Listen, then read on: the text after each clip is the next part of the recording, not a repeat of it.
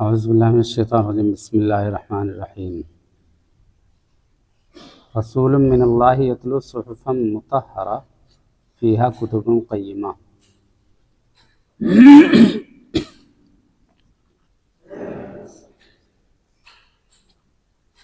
بات آئی اس سے پہلے کہ یہ اہل کتاب کافر یا مشرک یہ انکار کرنے سے باز آنے والے نہیں، یہاں تک کہ ان کے پاس رسول آئے جو پاک صحیفے کی تلاوت کرے، جس میں درست احکام ہوں۔ اللہ رب العزت نے دین اسلام کو ہی پسند کیا اور دین اسلام کو درست بنایا۔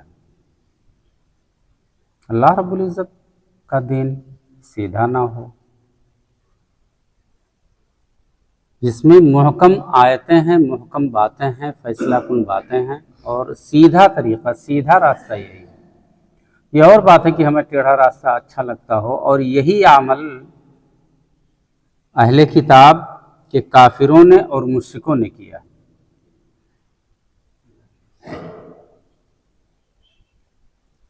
حضرت ابراہیم علیہ السلام نے جب دعا مانگی رسول اکرم صلی اللہ علیہ وسلم سے کے تعلق سے، تو آپ نے کہا تھا کہ ربنا وبعث فیہم رسولا منہم یتلو علیہم آیاتہ ویزکیہم ویعلمہم الکتاب والحکمہ۔ رب العزت ایسا رسول بھیجنا جو تیری آیتیں تلاوت کرے اور تزکیہ کرے ان کا، ان کی گندگی، ان کی برائی دور کرے ان سے۔ اور رسول اکرم صلی اللہ علیہ وسلم نے وہی عمل کیا۔ رسول اکرم صلی اللہ علیہ وسلم جو دین لے کر کے آئے، اس دین کے تعلق سے، اس اصول اور ضابطے یا اس راستے کے تعلق سے اللہ رب العزت نے کہا وَأَنَّ هَذَا صِرَاطِي مُسْتَقِيمًا، یہی میرا راستہ ہے۔ اللہ رب العزت کا فرمان وَأَنَّ هَذَا صِرَاطِي مُسْتَقِيمًا، یہی میرا راستہ ہے جو سیدھا ہے، سیدھا ہے۔ ہم نماز میں تلاوت، نماز میں سورہ فاتحہ پڑھتے ہیں، جس میں ہم یہی کہتے ہیں کہ رب العزت اہدنا الصراط المستقیم، ہمیں سیدھے راستے کی ہدایت دے، سیدھے راستے کی رہنمائی کرے۔ اور رب العزت کہتے ہیں کہ یہ میرا دین سیدھا دین ہے، سیدھا راستہ، اسی راستے پر چلو۔ وَلَا تَتَّبِعُوا السُّبُلَ، اور دیگر راستے جو دوسرے پھوٹتے ہیں۔ رسول اکرم صلی اللہ علیہ وسلم نے ایک مرتبہ صحابہ کرام کے درمیان میں بیٹھ کر کے ایسے ایک لکیر کھینچی، اور لکیر کھینچنے کے بعد کہا کہ یہ سیدھا راستہ ہے، اور ارد گرد دو چار لکیریں کھینچنے کے بعد پھر آپ نے کہا کہ یہ شیطان کا راستہ ہے۔ سیدھے راستے پر چلو گے تو صحیح رہو گے، ورنہ یہ کہ بھٹک جاؤ گے۔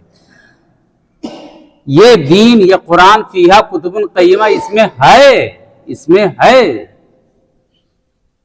اس میں درست احکامات ہیں۔ اب یہ اور بات ہے کہ ہم نہ تسلیم کریں۔ وہی عمل جو کبھی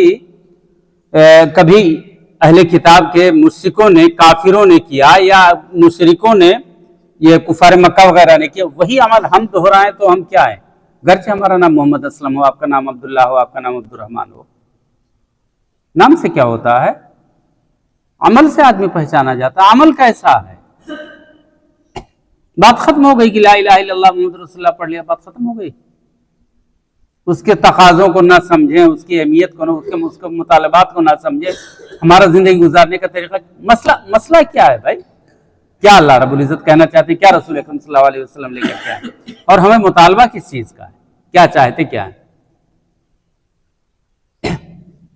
انکار کرنے کی جو صورت ہمارے سامنے آتی ہے، میں بتلاؤں آپ کو کیوں انکار کرتے ہیں؟ عملی طور پر، زبانی طور پر نہ صحیح، نہ کریں نہ صحیح، عملی طور پر انکار کیوں کرتے ہیں؟ اس کی وجہ بتلاؤں میں۔ اس کی وجہ یہ ہے کہ اللہ رب العزت نے کہا ان الدین عند اللہ الاسلام وما اختلف الذین اوتوا الکتاب الا من بعد ما جاءهم العلم بغیا بینہم۔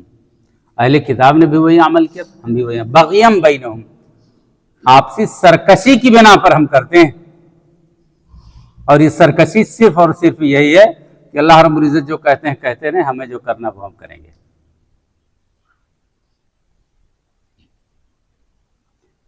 انہوں نے، وہ بھی جانتے تھے، ایسا نہیں کہ نہیں جانتے تھے۔ وَمَا اخْتَلَفَ الَّذِينَ أُوتُوا الْكِتَابَ إِلَّا مِن بَعْدِ مَا جَاءَهُمُ الْعِلْمُ، ان کے پاس علم تھی، وہ جانتے تھے۔ ہمارے پاس بھی علم ہے، ہم بھی جانتے ہیں، لیکن ہمارا رویہ وہی گھاٹ کے دو پاٹ والا معاملہ کیوں ہے؟ وجہ کیا ہے؟ صرف اور صرف ہماری سرکشی اور ہماری اپنی سوچ، ہماری اپنی ڈگر جس کو ہم نے بنا لیا اپنی زندگی کے گزارنے کا فرسودہ ضابطۂ حیات جو ہم نے بنا لیا، وہ ہے بس، اور کچھ نہیں ہے۔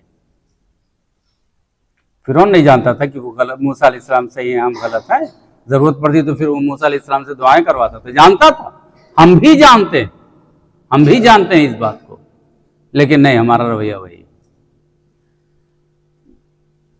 وما تفرق الذين اوتوا الكتاب الا من بعد ما جاءتهم البينات، وہاں علم کے بعد یہاں بھی یہی چیزیں آتی ہے کہ ان کے پاس واضح دلیل آ جانے کے باوجود انہوں نے اختلاف کیا،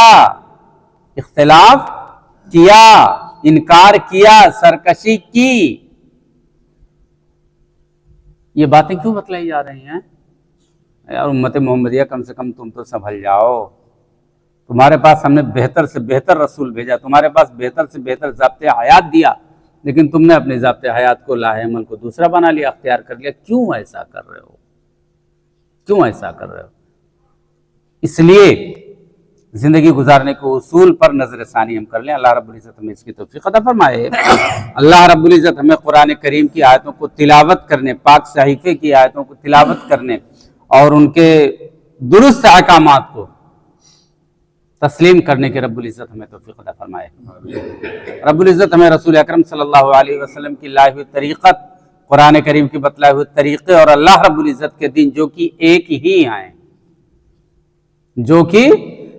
ہی ہیں، اللہ رب العزت نے کہا وَأَنَّ هَذَا صِرَاطِي، میرا راستہ مستقیماً سیدھا، یہ ایک ہی ہیں۔ اللہ رب العزت کا بھیجا ہوا دین، قرآن کریم کا بتلایا ہوا طریقہ اور رسول اکرم صلی اللہ علیہ وسلم کی لائے ہوئے اصول، یہ سب ایک ہی ہیں۔ اللہ رب العزت ہمیں اس کی اتباع اور پیروی کرنے کی توفیق عطا فرمائے، دیگر ادیان باطلہ اور دیگر رسوم و رواج سے اجتناب کرنے کی توفیق عطا فرمائے۔ اقول قولی ھذا استغفر اللہ لی ولکم ولسائر المسلمین من کل ذنب فاستغفروہ انہ هو الغفور الرحیم۔ السلام علیکم ورحمۃ اللہ۔